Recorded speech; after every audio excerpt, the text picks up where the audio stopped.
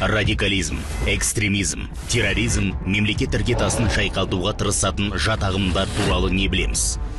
Діни радикализм бұл діндегі қайшы көзқарас. Дәстүрлі діни ғұрыптарды сынап, өздерінікін дұрыс санайды. Халықтың дүние танымына жат идеологияны таратып, қоғамның берекесін қашыруды көздейді. Өз көзқарастарын зорлық-зомбылық арқылы нығайтқысы келеді.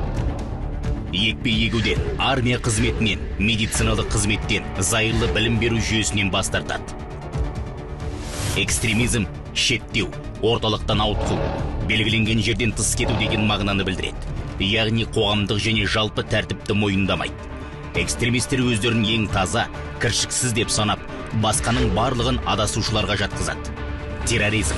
Оның идеологиясы әрқашан зорлық-зомбылыққа негізделген. Ол қылмыстық жоспарларды жүзеге асырудың құралы. Терроризмде адам, ұлт деген белгілі бір конфессия жоқ. Барлық жас топтар оның құрбанына айналады. Қазақстан Республикасының аумағында адамның жынысы, ар-ожданы, ұлты, діни наным сенімін қорлауға, қатыгездік танытуға тыйым салынады.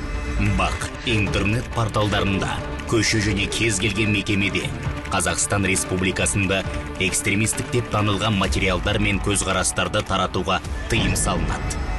Мемлекеттің өміршеңдігі мен жұмысына зардабын тигізетін әрекеттер мен зорлық-зомбылыққа шақыруға тыйым салынады. Осы әрекеттер үшін Қазақстан Республикасының заңнамасында тиісті қылмыстық және әкімшілік кодекске сай жаза қарастырылған.